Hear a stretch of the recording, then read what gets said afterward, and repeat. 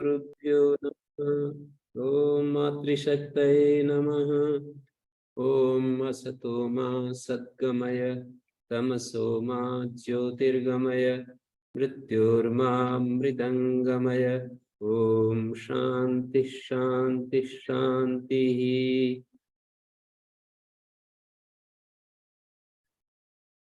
उपनिषद कक्षा 352 बृहदारण्य की 77वीं कक्षा है और चौथे अध्याय के दूसरे ब्राह्मण को एक बार फिर पीछे से हम देखते हैं। जन को है वैदेहा कूर्चाद उपाव सर्पन वाच। वैदेह विदेह देश का राजा जो जनक, कूर्च कहते हैं उच्च आसन से समीप आता हुआ, मतलब जैसे कोई महापुरुष आता है तो उठ करके हम नजदीक आते हैं ना, तो कूर्चात उपाव सर्पन, ऊंचे आसन से नीचे उतरकर जनक जी के पास आता हुआ बोला, नमस्ते अस्तु याज्वल्क। याज्वल्क नमस्कार है। नमस्ते अस्तु याज्वल्क, तुम्हें नमस्कार है, प्रणाम है।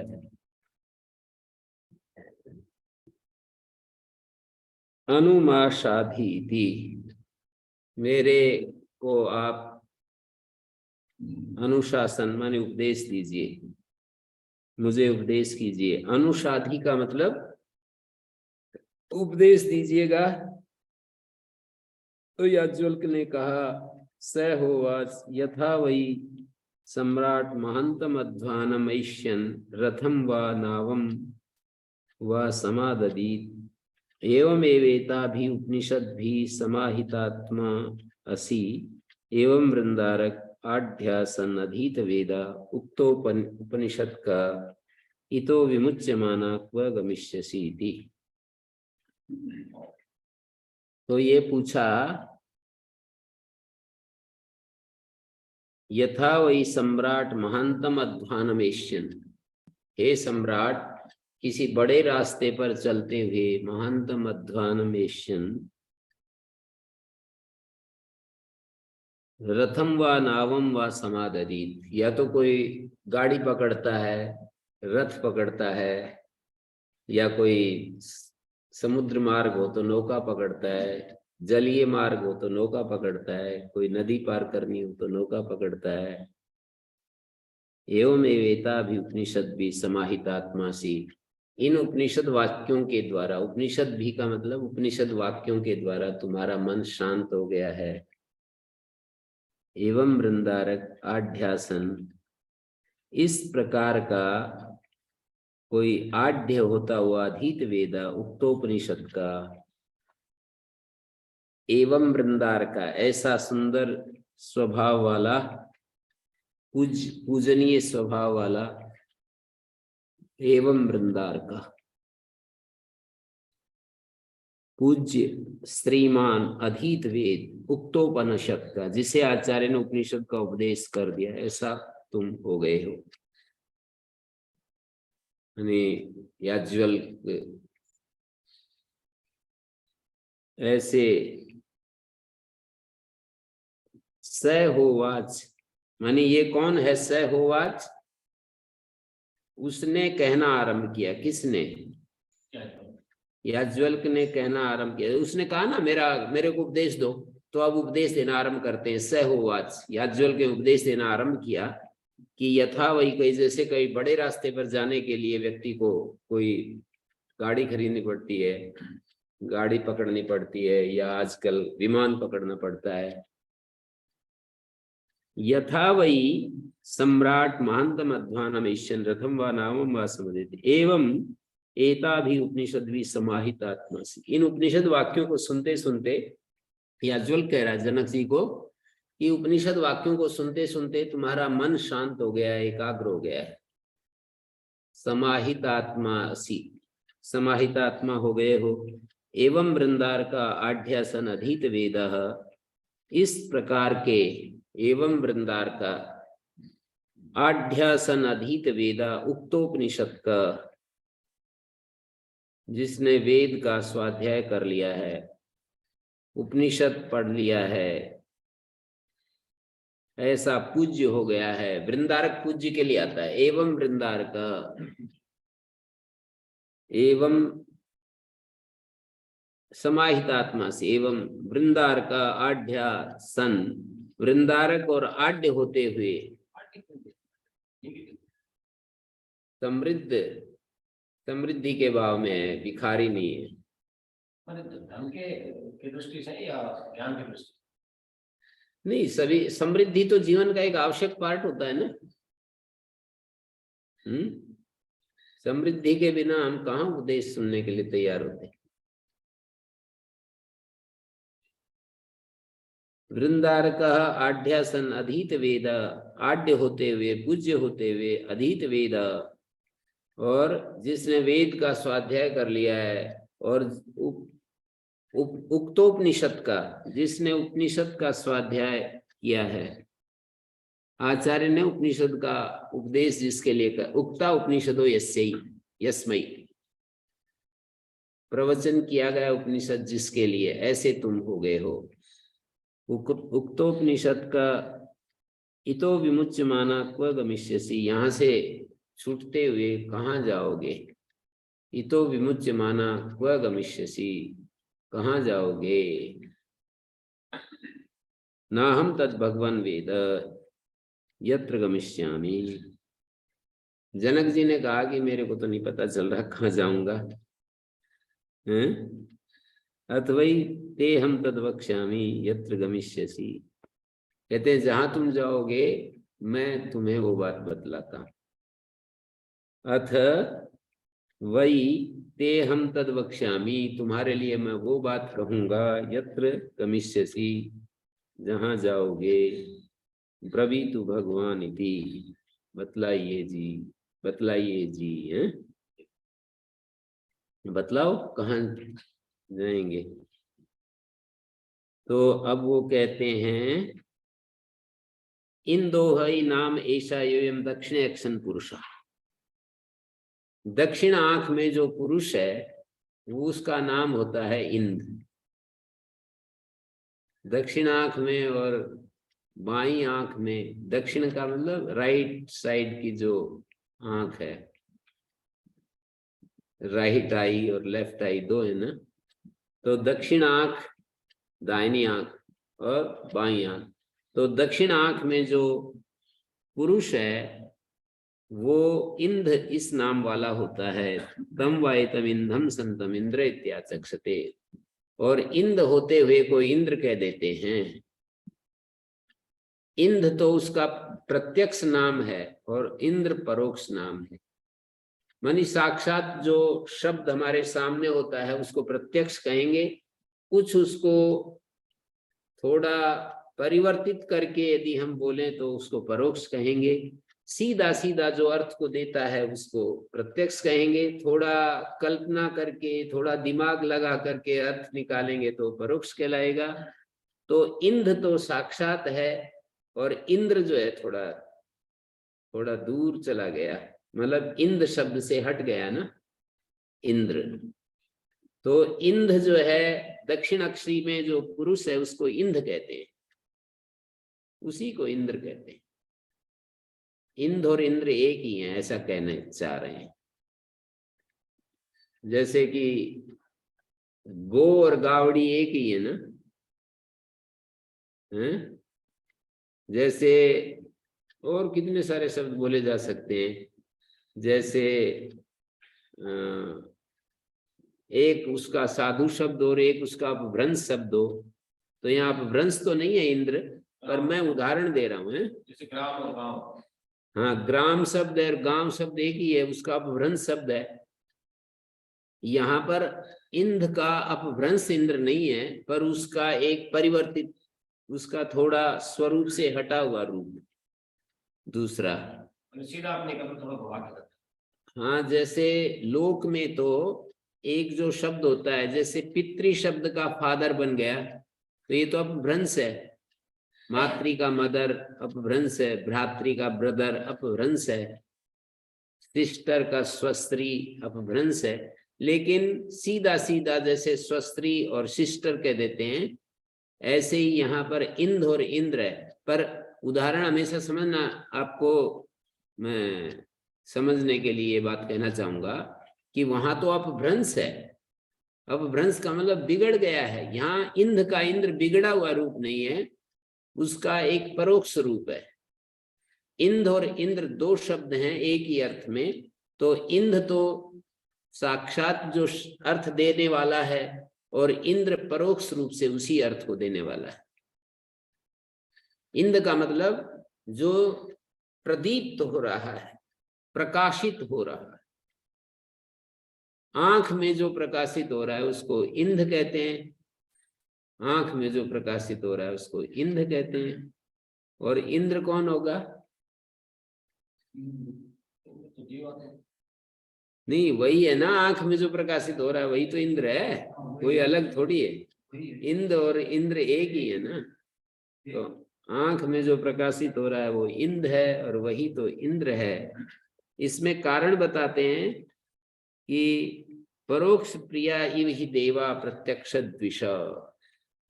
ये देवता जो हैं परोक्ष प्रिय होते हैं और प्रत्यक्ष से वे अप्रीति करते हैं। कहीं और उदाहरण देते हैं कि देवता परोक्ष प्रिय होते हैं। बार बार आती रहती है बात, उपनिषदों में ये बार बार आती रहती है।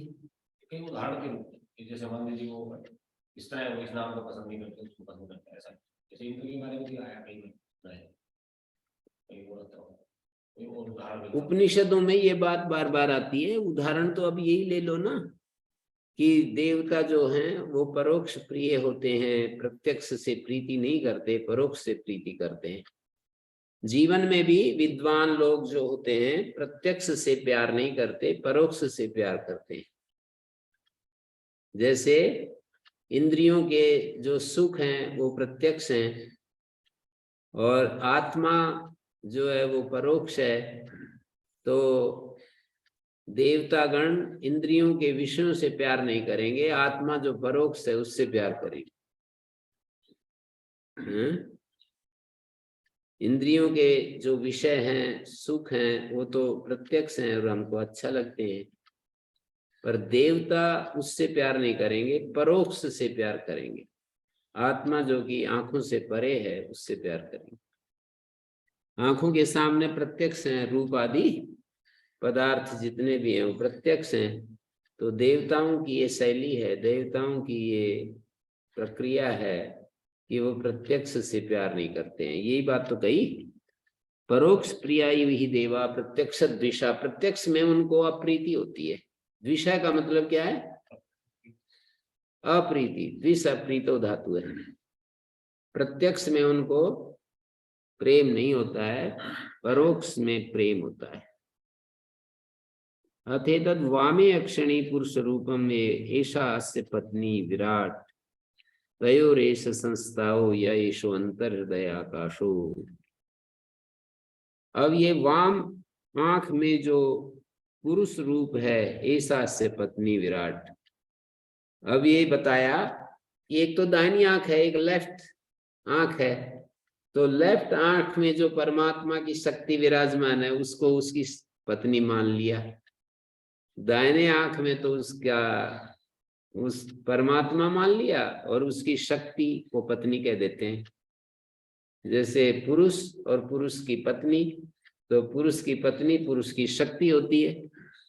ये बात अलग है कि आजकल मान लो कोई उसकी शक्ति को कम करने के लिए पत्नी उसके रास्ते में बाधक बन जाए, ये तो आदर्श नहीं। आदर्श तो यही है ना, एक तो पुरुष और पुरुष की शक्ति उसके काम में सहयोग देने के लिए पत्नी होती है ना, और उसके काम में बाधा डाले तो फिर पत्नी क्या होगी?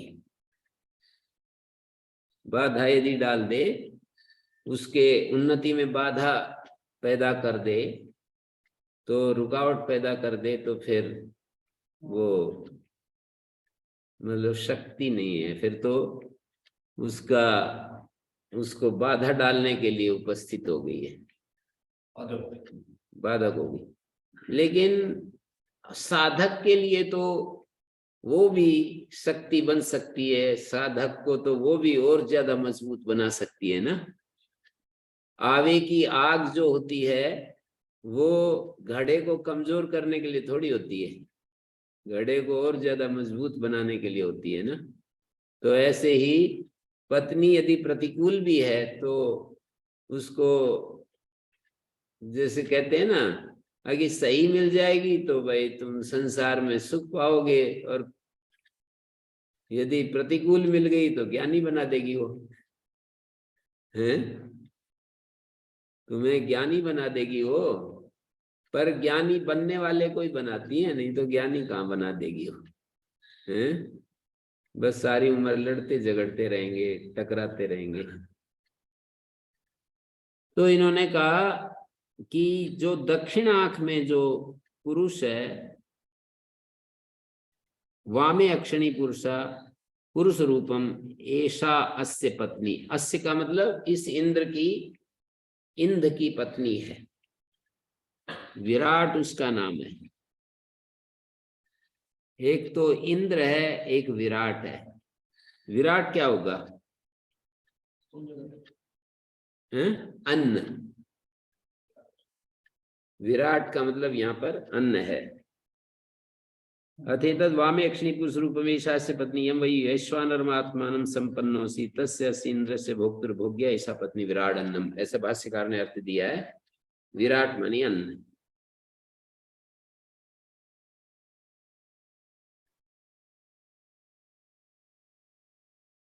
तस्य अस्य इंद्रस्य भोक्तु, इंद्र तो भोक्ता है और पत्नी उसकी भोग्या, ऐसा पत्नी विराट अन्नम। इंद्र भोक्ता है और अन्न भोग्य होता है ना।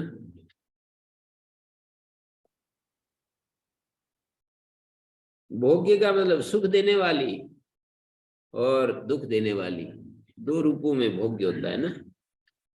सुख देती है, दुख देती है पत्नी जो है ना। जो भी संसार की चीजें हैं वो सुख देने वाली हैं, उतना ही दुख देने वाली भी है, बल्कि ज्यादा ही है दुख देने वाली। संसार के जितने भी पदार्थ हैं वो सुख देने वाले हैं तो वे दुख देने वाले भी। ऐसा कोई पदार्थ नहीं है केवल सुख सुख दे दे और दुख ना दे। पूरा का पूरा हमको मिलता है या बिल्कुल हम उसको हटा सकते हैं। यदि आप आधा लेना चाहें तो आधा नहीं मिलेगा। हम सामने का चेहरा देखेंगे तो पीठ भी साथ आएगी, ऐसा नहीं कि चेहरा चेहरा तो पकड़ लें पीठ को छोड़ दें, हटा दें, ऐसा नहीं होगा। सिक्के का एक पहलू को आप पकड़ना चाहते हो, छूना चाहते हो, तो दूसरा भी आपके साथ आएगा, रहेगा। ऐसा नहीं कर सकते कि आप एक को तो पकड़ लें दूसरे को। मीठा मीठा गड़क, कड़वा कड़वा थू, ऐसा नहीं होता है, हैं? आपको पूरा का पूरा लेना पड़ेगा या पूरा का पूरा छोड़ना पड़ेगा। तो इन दोनों का एक मिथुन हो गया। तदेतद अन्नम च अत्ता च एकम मिथुनम स्वप्ने, स्वप्न में एक मिथुन हो गया, ऐसे कह रहे हैं। संस्थाओ यही स्वंतर हृदय आकाशा तयोर ऐसा संतावा, इन दोनों का ये संस्थाव है, मिलन स्थान है पति और पत्नी का, जो कि अंतर हृदय में आकाश है। अथ इनयोर तदन्नम या ईशो अंतर हृदय लोहित पिंडो, इन दोनों का ये अन्न है जो कि अंतर हृदय में लोहित पिंड है। अथ एतयोर एतत् प्रावरणम यदेतद अंतर हृदय जालकमिव। तो संस्था को स्वप्न में क्यों बता रहे हैं? इनका मिथुन स्वप्न में क्यों बता रहे, जागरण में नहीं?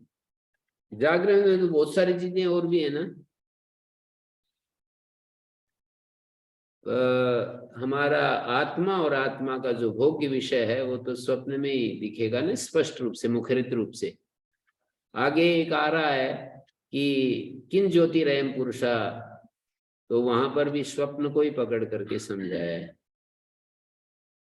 ये पुरुष किस ज्योति वाला है, तो स्वप्न के दृष्टांत को ला करके और तब समझाया है। जागृत अवस्था में तो बहुत सारी चीजें होती हैं, इंद्रियां हैं, बुद्धि है, मन है और विषय हैं, सात विषय हैं, बहुत सारी चीजें हैं ना, तो इसलिए स्वप्न को पकड़ करके समझा रहे हैं। तयोर ऐसा संस्थाओ या ऐसा अंतर्हृदय आकाश, जो अंतर्हृदय में आकाश है ना, ये इनका संस्थाव है, मिलन स्थान है। अथ एनयोर एतदन्नम, इन दोनों का ये अन्न है। एनयोर एतदन्नम या ऐसा अंतर्हृदय लोहित पिंड है, जो हृदय में जो लोहित पिंड है, अथ एतयोर एतत् प्रावरणम यदेतदंतर हृदय जालकम इव तेनयोर एषा स्थिति संचरणी एषा हृदयादूर्ध्वा नाड़ी उत्सरती। ये दिखाया है हृदय की जो स्थिति है, उसको दिखाया कि हृदय के अंतर्गत जो लाल पिंड है ना, ये दोनों का ये अन्न है, और दोनों का ये प्रावरण है, जो कि ढकने के लिए जो चद्दर होती है उसको प्रावरण कहते हैं, जो कि ये हृदयांतर्गत जाल सा है ना, उन दोनों का ये मार्ग संचार करने का द्वार है, जो कि ये हृदय से ऊपर की ओर नाड़ी जाती है। मार्ग संचार करने का द्वार है, जो कि हृदय से ऊपर की ओर जो नाड़ी जाती है ना, हृदय से ऊपर की ओर जो नाड़ी जाती है, उसको कह रहे हैं संचरण करने का द्वार है। ये लिखा है स्थिति संचरणी। स्थिति कहते हैं मार्ग को, संचरणी मानी ऊपर जो मार्ग, या ऐसा हृदयादूर्ध्वा नाड़ी उच्चरती, हृदय से ऊपर को नाड़ी चलती है ना। यथा केशा सहस्रदा भिन्ना, जैसे केस 1000 भाग कर दें, अगर केस के अग्रभाग के 1000 टुकड़े कर दीजिए, केश का जो अग्रभाग है ना, उसके अग्रभाग कितना छोटा सा होता है, उसके 1000 टुकड़े करो, हैं? ऐसी छोटी छोटी नाम की, ये हिता नाम की नाड़ियां वहां पर फैली हुई है। करने के बाद हैं? में इसके टुकड़े करने, तो मैं केश का अग्रभाग जो मैंने कहा, वो साफ अभिप्राय कहा है मैंने, जानबूझकर अब अग्रभाग कहा है। यूं तो केस एक लंबा कोई है, अति सूक्ष्मता ही तो बताना चाह रहे हैं। मोटाई की दृष्टि से ही मैं कह रहा हूं ना, अग्रभाग पकड़े और उसके सहस्त्र 1000 भाग करो, ऐसे कहना चाह रहे हैं। ऐसे लंबाई की तरफ तो टुकड़े करते जाएंगे, उसमें क्या है, वो क्या टुकड़ा हुआ, सहस्रदा भिन्ना एवं एवस्य हिता नाम नाड्या अंतर हृदय प्रतिष्ठिता भवन्ति। वो हृदय में सारी की सारी हृदय नाड़ियों का जो जाल है वो प्रतिष्ठित होता है। एताभिर्वाय तदाश्रवदाश्रवती, इन नाड़ियों से वो गमन करता है। इन्हीं के द्वारा जाता हुआ अन्न जाता है, शरीर में जाता है, इन्हीं के द्वारा। एताभिर्वा एतद आश्रवद आश्रवती, इन्हीं के द्वारा जाता हुआ वह अन्न क्या करता है, शरीर में जाता है,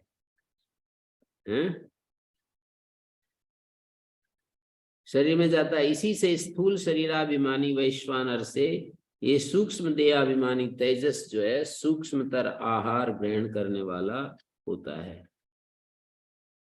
स्थूल शरीराभिमानी वैश्वानर है और सूक्ष्म शरीराभिमानी तेजस है, वो सूक्ष्मतर आहार ग्रहण करने वाला होता है। एताभिर्वाय तदाश्रवद आश्रवती तस्माद एष प्रविविक्त आहार तरह। प्रविविक्त का मतलब सूक्ष्म आहार, प्रविविक्त आहार तरह का मतलब सूक्ष्म आहार तरह इव एव भवति अस्मात् शरीराद आत्मना। इस स्थूल शरीर अभिमानी से, इसी से स्थूल शरीर अभिमानी वैश्वानर से ये सूक्ष्म शरीर अभिमानी तेजस आहार ग्रहण करने वाला ही होता है। एव भवति अस्मात् शरीराद आत्मना, इस स्थूल शरीराभिमानी आत्मा से। तो इसका भाष्य भी पढ़ सकते हैं। अथि तद वामे अक्षणी, जो हमारा वामे अक्षणी पुरुष रूपम ऐसा से पत्नी, ये इसकी पत्नी है। यम त्वम वैश्वानरम आत्मानम संपन्नोसी, जिस वैश्वानर आत्मा को संपन्न हुए हो, तस्य अस इंद्रस्य भोक्तु, उस इंद्र भोक्ता की भोग्या ऐसा पत्नी विराट अन्नम, भोग्य रूप पत्नी है। भोग्य होने से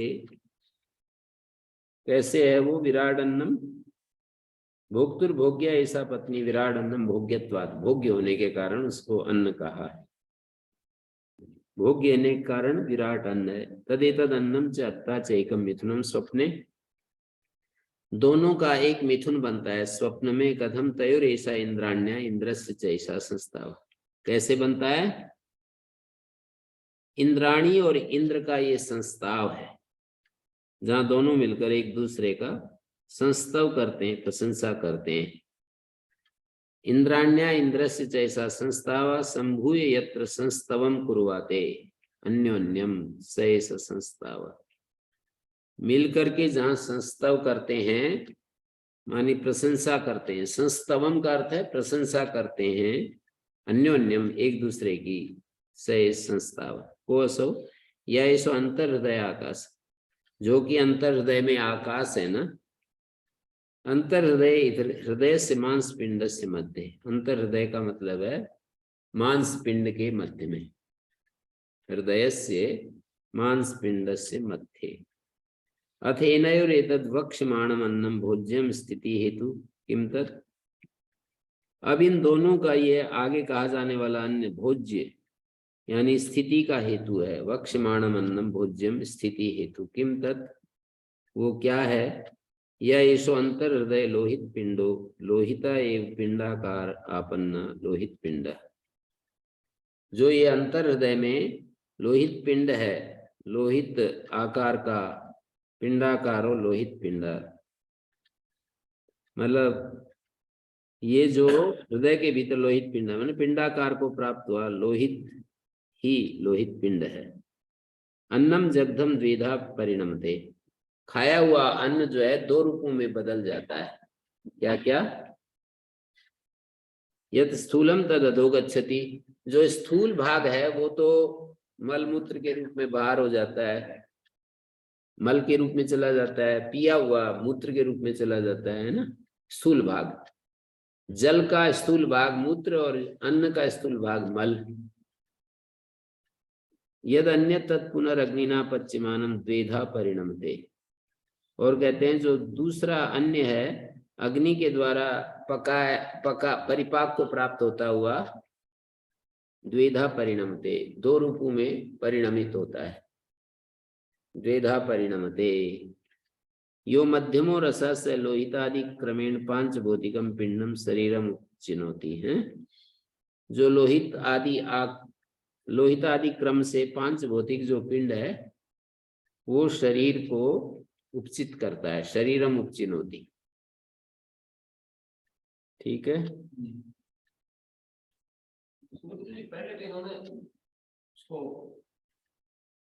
जो बाई आंख में है वाम आंख वाले उसको अन्न के रूप में बता दिया, यहाँ ये कोई दूसरा अन्न लेके आ रहे हैं।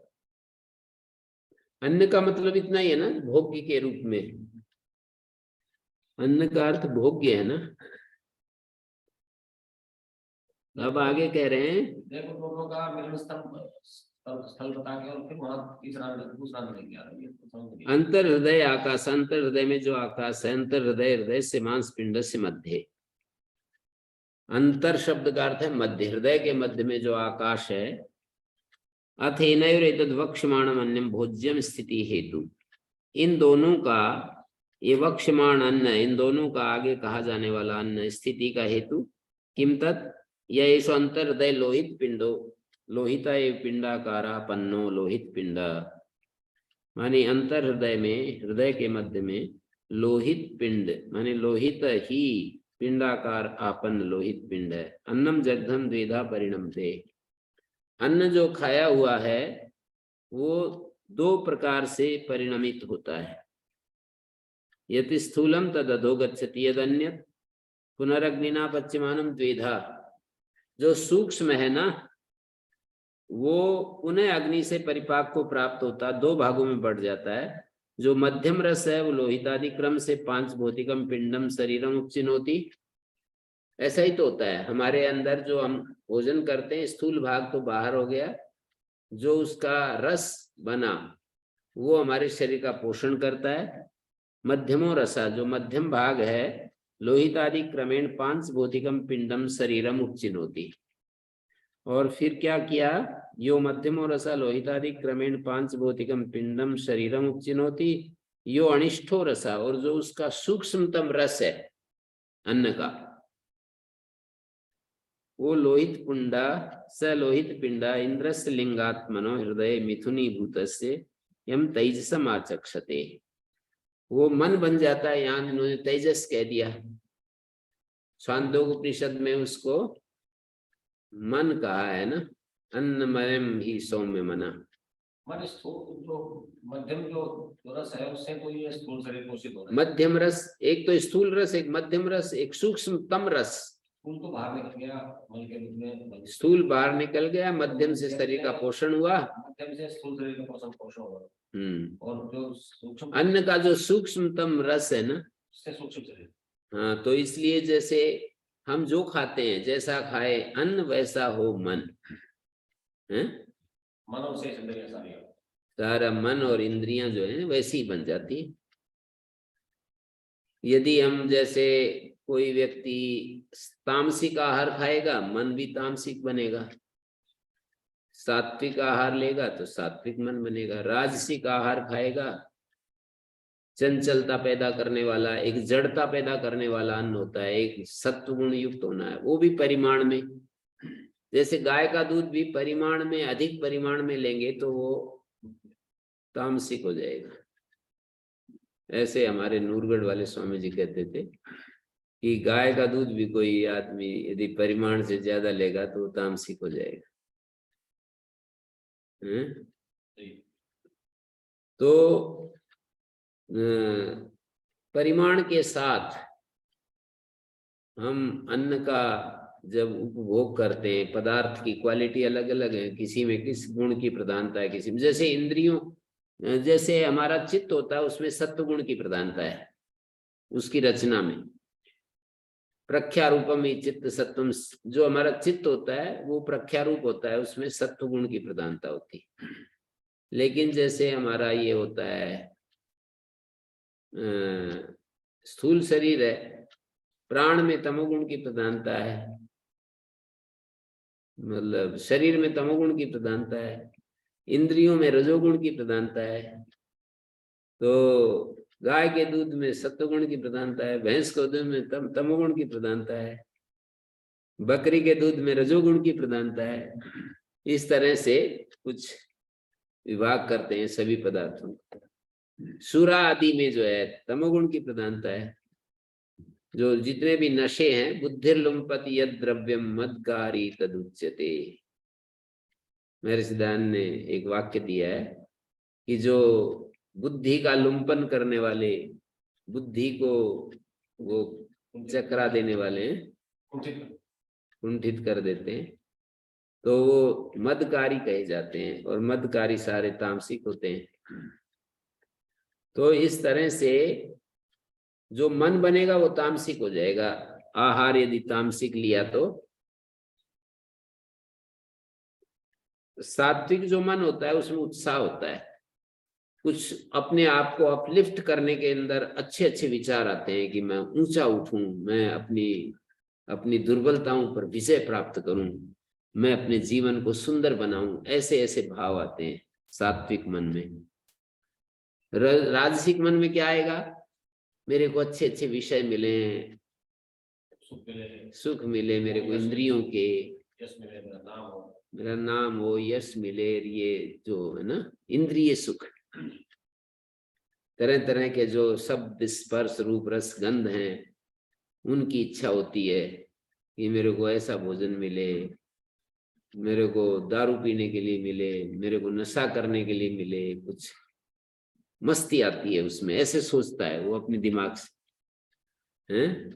और तामसिक में फिर अरे क्या दुनिया सब ऐसे ही चल रही है, क्यों ज्यादा झंझट में पड़े, आराम से बस पड़ा रहना चाहता है, निष्क्रिय जीवन एकदम, ना तो भौतिक रूप से समृद्धि चाहता है ना आंतरिक रूप से कोई समृद्धि चाहता है।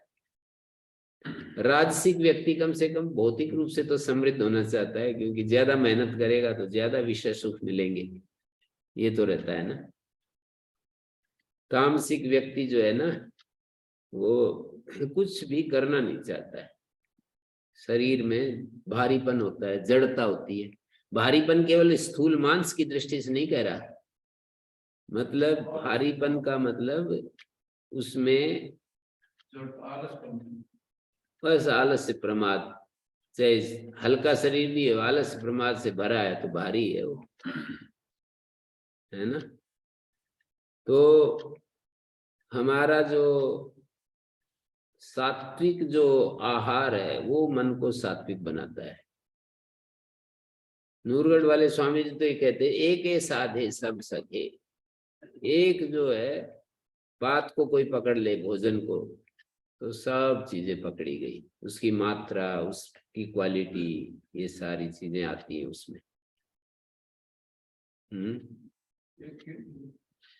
क्या क्या बताया? एक ही साधे सब सदे, एक भोजन को पकड़ लो सारी साधनाएं अपने आप हो जाएगी। जैसे ये हमारे क्या नाम है इनका, आशुतोष जी ने पकड़ रखा है ना, भोजन को पकड़ लिया है। तो कितने मैंने देखा है इनको, सायकाल कितना ही कोशिश कर लो खाने के नाम पर तैयार ही नहीं कर देते। शाम का भोजन नहीं लेते? हाँ, तैयार ही नहीं होते, कितना ही ये वाले सामने आपके साथ बैठे हैं, इतनी कोशिश कर लो आगे ले लो थोड़ा बहुत तो कोई बात नहीं, इतना चले हैं पैदल, वहां पूरा राउंड लेकर के आए थे ना हम, गोवर्धन में 21 किलोमीटर की यात्रा, तो आज तो भाई पूरा हम चले हैं तो थोड़ा ले लो। सायकाल तो बोले नहीं भूख नहीं लगती।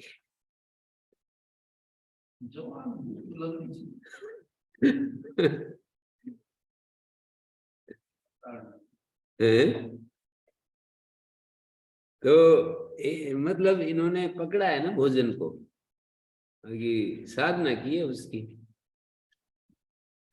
अब आप देखो अभी जिम करके आए हो, रसगुल्ला दिख जाए तो तुरंत हैं फिर तैयार हो जाओगे खाने के लिए, हैं लाल लाल वाले दिख जाए तो और अच्छा है, गुलाब जामुन वगैरह। तो ये सब आहार की तरफ ध्यान न देने से होता है। एक बार भोजन कर लिया फिर कुछ भी मिले, कितना ही बढ़िया चीज मिले, चाहे बादाम चाहे किशमिश काजू, कुछ भी मुख में न डालना। आदमी डाल ही लेते हैं बस आराम से जब चीज सामने आती है तो भोजन के बारे में बहुत, एक तो उसका टाइमिंग, एक भूख के समय खाना, एक भूख खाने के बाद खाना, ये सब बिना भूख के खाना, खाने के बाद खाना, ये सब चीजें भोजन के बारे में पकड़ने की होती है। बिना भूख के खाना भी हानिकारक है और खाने के बाद खाना भी बहुत ज्यादा हानिकारक है।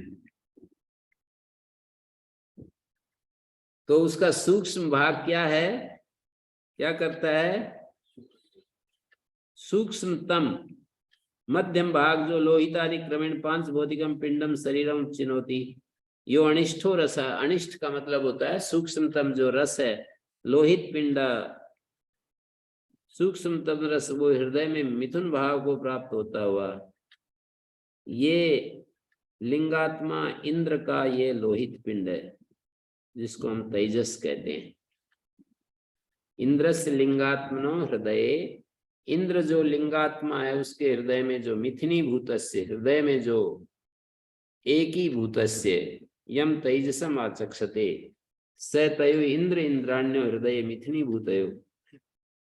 इंद्र और इंद्राणी का हृदय में मिथुनी भाव को प्राप्त हुए का सूक्ष्मासु नाड़ीसु अनुप्रविष्ट स्थिति हेतुर्भवति। सूक्ष्म नाड़ियों में अनुप्रविष्ट हुआ स्थिति का हेतु होता है। तदेतद उच्यते अथ एनयोरेतदन्नम। इस वाक्य में यही बात कही है,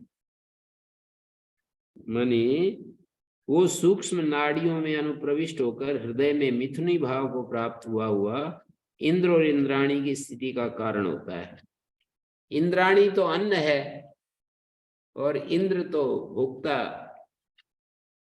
जो भोक्ता स्वरूप है वो इंद्र है और इंद्राणी अन्न है। तो तदेतद उच्यते अथेनैरेतदन्नम किंच अन्यत् अथेनैरेतत् प्रावरणम।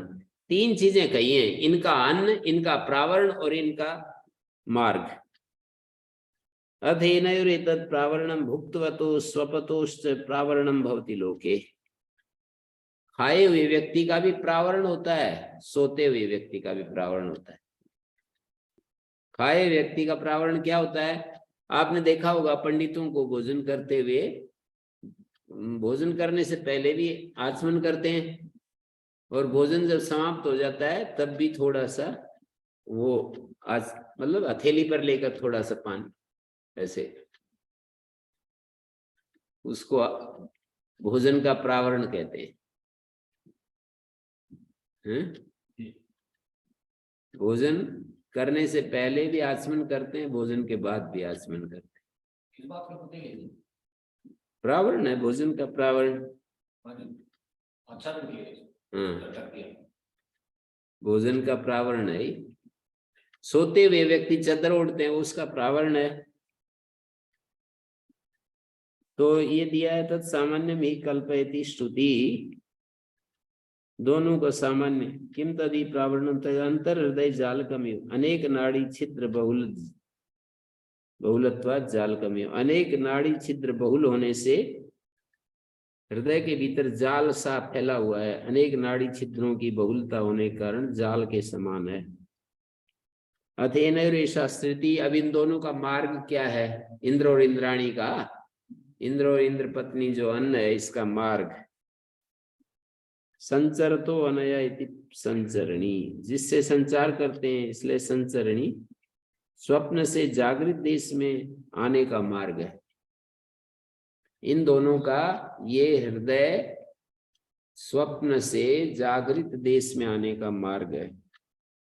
स्वप्न जागृत देश आगमन मार्ग का सा या ऐसा हृदयात हृदय देशात ऊर्ध्वाभिमुखी सती उच्चरती नाड़ी।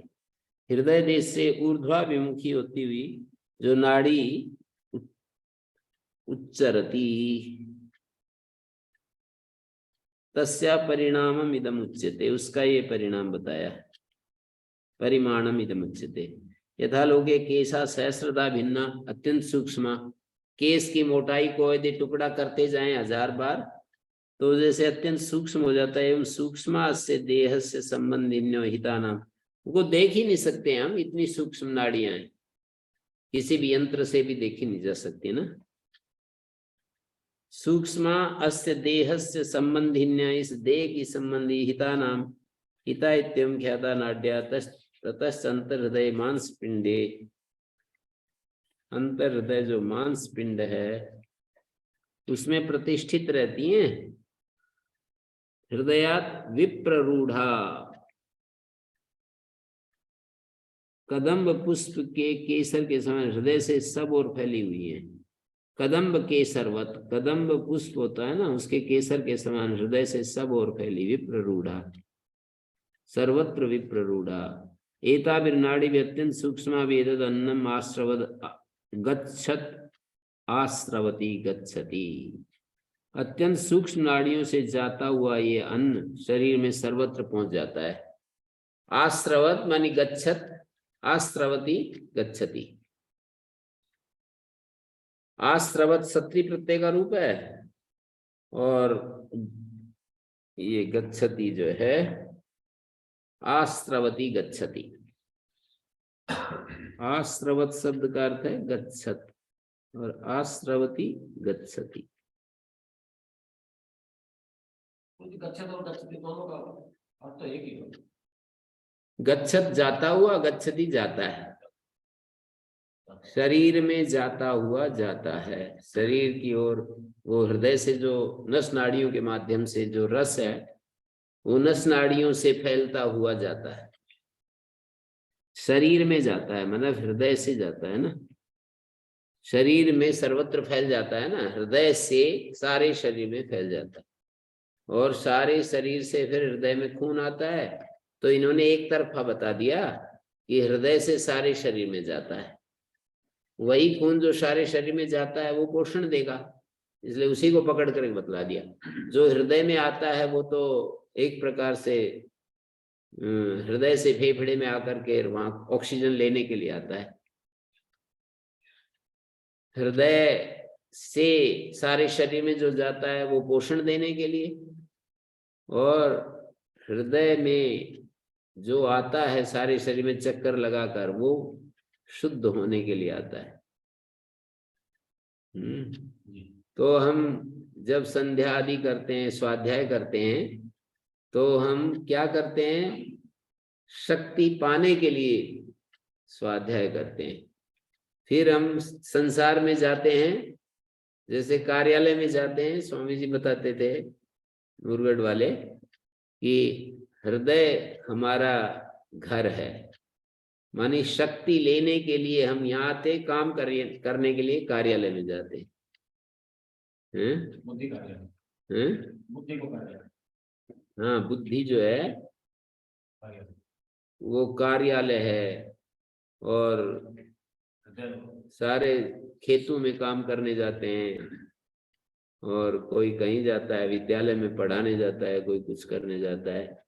तो अर्जित शक्ति को जब हम बांटने के लिए जाते हैं तो वो यज्ञ होता है, और पुनः शक्ति का अर्जन करने के लिए जब हम चित्तवृत्ति निरोध करते हैं, शरीर के स्तर पर सुसुप्ति में जाते हैं तो शक्ति संचय होता है, और जागते समय भी चित्तवृत्ति निरोध करते हैं तो शक्ति संचय होता है। तो जब जब हम एकाग्र होते हैं तब तक शक्तियां, बिखरी हुई शक्तियां एकाग्र हो जाती हैं, और फिर उन एकाग्र हुई शक्तियों को हम फिर बांट देते हैं।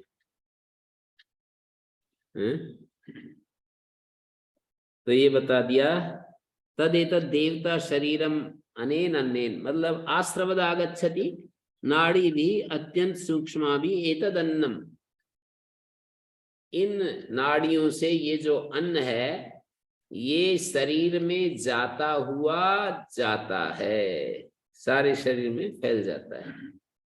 शरीर में जाता हुआ, नाड़ियों से जाता हुआ ये अन्न, सूक्ष्म नाड़ियों के द्वारा ये अन्न जाता हुआ जाता है। कहाँ जाता है? सारे शरीर में फैल जाता है। तदेतद देवता शरीरम अनेन अन्नेन दाम भूतेन उपचीयमानं तिष्ठति। तो देवता शरीर इस रज्जुभूत अन्न से बढ़ता हुआ, पुष्टि पाता हुआ रहता है। उपचीयमानं तिष्ठति माने पुष्टि प्राप्त करता हुआ रहता है। देवता शरीरम, देवता शरीर, वो ये देवता शरीर इस रज्जुभूत अन्न से दाम भूतेन उपचीयमानं तिष्ठति। देवताओं का ही तो है ये सारा, देवपुरी तो कहते हैं इसको। उपनिषदों में, गीता में नहीं, इसमें मूल श्रुति में भी आता है ना, देवपुरी, दैवी वीणा, देवानाम पू अयोध्या। देवताओं का वास है ना इसमें, सारे देवताओं ने अपना अड्डा बना रखा है इस शरीर में। हम इसको फिर राक्षसों का अड्डा बना देते हैं, कुछ कुछ चीजें डालकर, कुछ कुछ गलत सलत कर्म करके, है ना। है तो देवताओं का ये अड्डा, पर हम बहक जाते हैं और वैसे होता रहता है। ये दैवी वीणा कहा है इसको, मनुष्य शरीर को वेद में। उसमें मंत्र सुत्रामाणम द्यामनेहसम सुशर्माणम अदितिम सुप्रणीतिम दैवीम नावम स्वरित्रामनागसम मारुहेमा स्वस्तये। दैवीम नावम, दैवी नौका, दैवी वीणा, कैसे कैसे उच्च शब्दों का प्रयोग किया है। शरीर दैवी वीणा है, ये दैवी नौका है, ये शरीर देवपुरी है।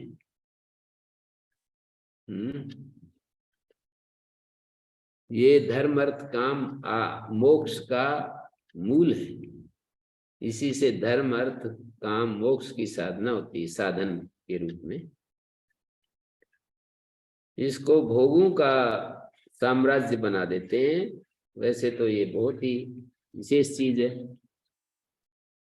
तो देवता शरीर माने अन्नेन दाम भूतेन, ये शरीर जो है रज्जु भूत अन्न से, ये जो अन्न होता है ये रज्जु के रूप में। देवता शरीरम अनेन अन्नेन दाम भूतेन उपचीयमानम, इस अन्न के द्वारा उपचय को प्राप्त होता हुआ ये देवता शरीर रहता है। तस्मात् यस्माद् स्थूलेन अन्नेन उपचिता पिंडा, स्थूल अन्न से उपचित हुआ पिंड, इदम तो देवता शरीरम लिंगम सूक्ष्मेण अन्नेन उपचितम तिष्ठति। देवता शरीर जो लिंग है सूक्ष्म अन्न से उपचित हुआ रहता है। पिंडोपचय कर्म अपि अन्नम प्रविविक्तम एव, पिंड का उपचय करने वाला जो अन्न है प्रविवक्त मूत्र पुरुषादि स्थूलम अपेक्ष लिंग स्थिति करम तो अन्नम ततोपि सूक्ष्मतरम। तीन बातें है ना। कह रहे हैं कि जो पिंड का उपचय करने वाला अन्न है वो सूक्ष्म है, मूत्र पुरुष आदि स्थूल की अपेक्षा वो तो सूक्ष्म है। लेकिन लिंग स्थिति कर्म, अपने मन को तेजस को स्थिति करने वाला जो अन्न का वो भाग जो लिंग स्थिति कर है, लिंग का मतलब मन, अंतःकरण, तेजस, लिंग स्थिति कर्म तो अन्नम ततोपि सूक्ष्मतरम। अतः प्रविविक्त आहार है पिंड, इसलिए पिंड तो सूक्ष्म आहार वाला है, लेकिन लिंग तेजस कैसा है? प्रविविक्त आहार, प्रविविक्त तर आहार है। तस्मात् प्रविविक्त आहाराद अभी प्रविविक्त आहार तरह ऐसा लिंगात्मा एव भवति। अस्मात् शरीरात् शरीरम एव शारीरम तस्मात् शारीराद आत्मनो वैश्वानरात् तेजसो सूक्ष्मन्नोपसतो भवति। ये बात कही आखिरी में जो मंत्र में कहा था ना कि अस्मात् शारीराद आत्मना, ये शरीर में होने वाला जो ये हमारा शारीर आत्मा है ना, उसकी अपेक्षा से ये जो शारीर आत्मा से जो सूक्ष्म, ये शब्द बोले शारीरात शरीरमेव शारीरम, शरीर और शारीर एक ही चीज है, स्वार्थिक प्रत्यय हो रहा है।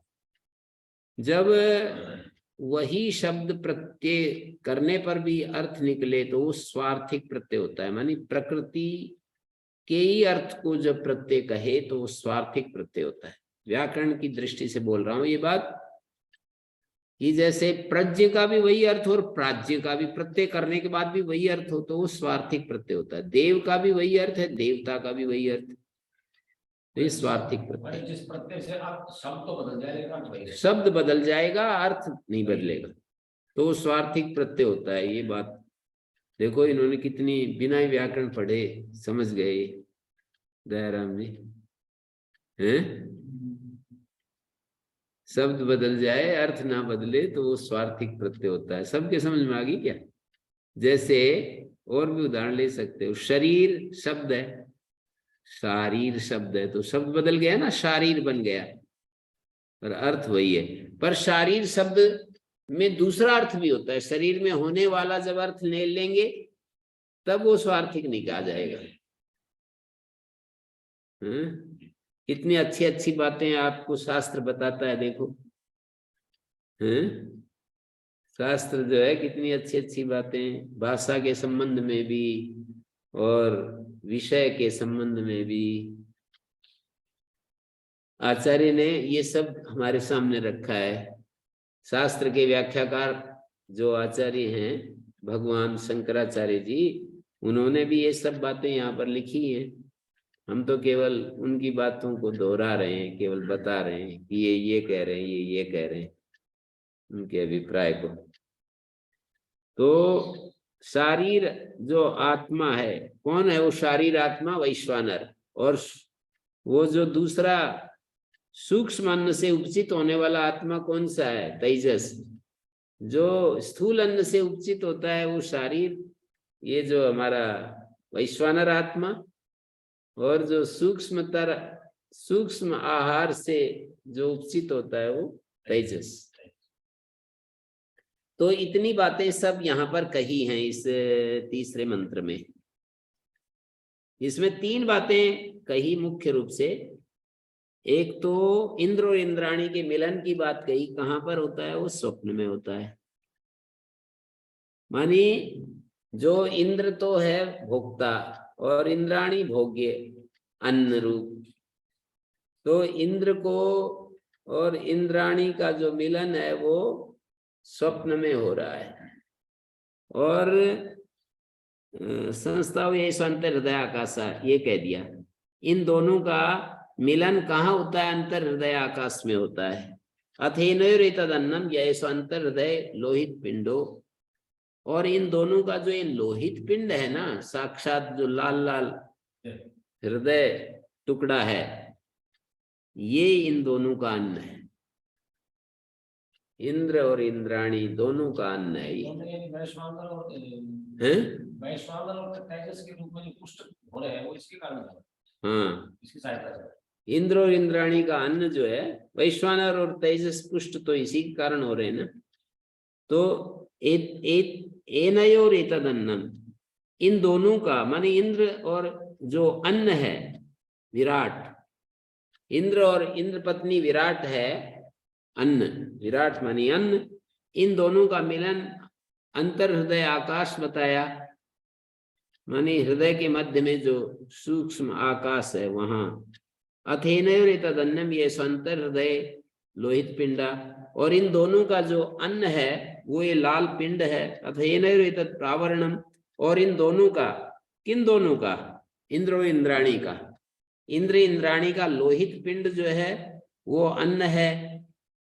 स्वयं इंद्राणी विराट अन्न के रूप है, लेकिन जब ये दोनों को पुष्टि चाहिए, इन दोनों को भी पुष्टि चाहिए। उसके लिए जो हृदय है जहाँ खून इकट्ठा होता है या साफ होता है, वो तो इनका हो गया मिलन का स्थान, वो तो इनका अन्न हो गया।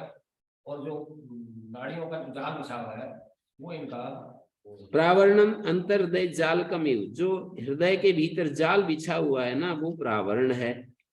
और इनका मार्ग है संचरणी, हृदय से ऊपर की तरफ जो नाड़ियां चलती हैं सारे शरीर में फैलती हैं, सूक्ष्म नाड़ियां, वो इन नाड़ियों के द्वारा ये जो अन्न है ना ये जाता हुआ शरीर में पहुंच जाता है। तस्माद ऐसा प्रविविक्त आहार तरह, ये जो शारीर आत्मा से भी ज्यादा तेजस जो लिंग, तेजस जो अंतःकरण है ना, उसका आहार अत्यंत सूक्ष्म है। मेरे ख्याल में स्पष्ट हो गया ये, सभी को तो पता नहीं। वक्ता का उद्धार होना चाहिए तो श्रोता का फिर तो हो ही जाएगा। गायक का उद्धार हो चुका है तो मैं समझता हूं, ऐसे कहते थे महापुरुष। स्वामी जी का भी एक वाक्य मेरे को याद है, गायक का उद्धार हो गया है तो श्रोताओं का भी हो ही जाएगा। हैं?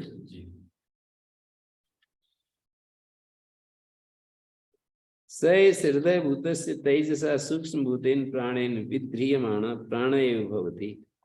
हृदय भूत तेजस सूक्ष्म भूत प्राण से धारण किया जाकर प्राण ही हो जाता है। हृदय भूत सैस हृदय भूता, वो ये हृदय भूत जो तेजस है सूक्ष्म भूत प्राण से धारण किया जाकर प्राण ही हो जाता है।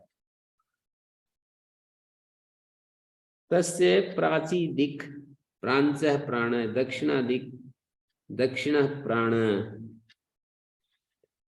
समय तो हो रहा है,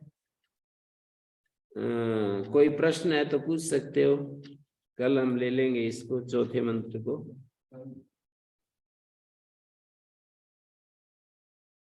दूसरा ब्राह्मण पूरा हो जाएगा और तीसरा ब्राह्मण बहुत ज्यादा विशेष शुरू होगा फिर।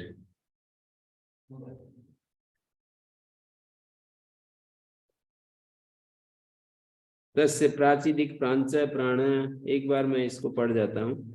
उस विद्वान के पूर्व दिशा पूर्व प्राण है, दक्षिण दिशा दक्षिण प्राण है, पश्चिम दिशा पश्चिम प्राण है, उत्तर दिशा उत्तर प्राण है। ये सारे बता रहे हैं। तस्य तस्य माने विदुष है। वैश्वानर से तेजस को, उससे हृदयात्मा को, हृदयात्मा से प्राणात्मा भाव को प्राप्त हुए उस विद्वान के। वैश्वानर से जो तेजस को प्राप्त हो गया, उससे हृदयात्मा को प्राप्त हो गया और हृदयात्मा से प्राणात्मा भाव को प्राप्त हो गया। तो विद्वान के प्राची दिशा प्रांच प्राण दक्षिणादिक दक्षिणे प्राण। दक्षिण दिशा जो है, दक्षिण शब्द यहाँ पर प्रथमा का बहुवचन है, दक्षिणे प्राण। दक्षिणे जो है सर्वा सर्वो सर्वे की तरह है। दक्षिणे प्राण प्रतीची दिक प्रत्यंचा प्राण उदीची दिक उदंचा प्राण। उत्तर दिशा जो है उदंच प्राण ऊर्ध्वादिक ऊर्ध्वा प्राण। अवाची दिक अवांच प्राण। सर्वा दिशा सर्वे प्राण। सएस नेति नेति इति आत्मा। वो ये नेति नेति करके उसको हम समझ सकते हैं। अग्रीह्यो नहीं गृह्यते, वो ग्रहण नहीं किया जा सकता। अशीर्यो नहीं शीर्यते, वो शीर्ण नहीं होता है। मतलब कहना चाह रहे हैं कि आत्मा अग्री है, वो ग्रहण नहीं किया जा सकता। नेति नेति रूप से वर्णन किया हुआ जो आत्मा है उसको हम ग्रहण नहीं किया जा सकता है। वो सो ग्रहीता है और नहीं शीर्यते, वो शीर्ण नहीं होता है, उसका संग नहीं होता है, वो तो अबद्ध है। असंगो नहीं सज्जते न व्यथते, असितो न व्यथते, असंबद्ध हुआ हुआ व्यथित नहीं होता है और क्षीण नहीं होता है। न ऋष्यति अभयम वही जनक प्राप्तोसी। हे जनक तुम निश्चय अभय को प्राप्त हो गए हो, याज्वल कैसा कह रहा है। स हुआ जन को वैदेहो अभयम त्वा गच्छता याज्वल्क। हे भगवान याज्वल्क, जिन आपसे मुझे अभय ब्रह्म का ज्ञान आपने मुझे प्राप्त करा दिया, वैदेहो अभयम त्वा गच्छता याज्वल्क। यो नो भगवान अभयम वेद। से जो हमें अभय का उपदेश दे रहे हो ना, आप भी अभय हो जाओ, अभय आपको प्राप्त हो जाए। अभय ब्रह्म का ज्ञान जो कराया है, उन आपको भी अभय प्राप्त हो। अभय की कितनी बड़ी बड़ी प्रार्थनाएं हैं देखो। यदि हम जीवन में अभय हो गए, कहीं से भी हमें भय नहीं, ना अपमानित होने का भय है। बहुत कितने दबाव है हमारे ऊपर, कहते रहे हमें क्या लेना देना, पर भय में तो रहते ही हैं। हमें क्या लेना देना, यदि बच्चा हमारी बात नहीं मानता है तो ठीक है, अपना कर्म बिगाड़ेगा। लेकिन माता पिता ये कह करके झूठा आश्वासन नहीं तो दे पाते हैं ना, हैं? पल पल में कह करके भयभीत रहते हैं। ऐसा ना हो जाए, वैसा ना हो जाए। हाँ, तो ये भय जो है ना बड़ा भारी। नौकरी छूट जाए ना, कभी कोई नाराज हो जाए ना, कोई कुछ ना हो जाए, कोई कुछ ना हो जाए, मैं कहीं कुछ बोल दूं दूसरे को बुरा ना लग जाए। तो बहुत ही अभयम वेदे से नमस्ते अस्तु इमे विदेहा अयम अहम अस्मि। आपको नमस्कार है, ये सारा राज्य आपका है और मैं भी आपका हूं, ऐसे कह दिया आखिरी में। हाँ जी बोलिए। स्वयं शंकराचार्य जी के स्वयं शंकराचार्य जी का भाषण। और क्या उसमें क्या आपको, और विद्वान है इनके बाद कोई वाई है, इनके बाद कोई वाई ऐसे करने वाला उनके बाद कोई ऐसा भाष्यकार हुआ नहीं ऐसा जैसा इन्होंने किया है। बाकी तो लिख तो काफी पीटते हैं इनका शब्दों को पकड़ करके। हैं? तो ठीक है शेखर जी, फिर यहीं विराम देते हैं। जी गुरु जी, जी बहुत सुंदर। जी जी प्रणाम। ओम प्रणाम। आज से वो दूसरी कक्षा भी उपनिषद की चलेगी सायकाल 7:30 से 7:45 तक, पौना घंटा। जी गुरु जी। प्रश्नोपनिषद चल रहा है ना। ओम शांति शांति शांति।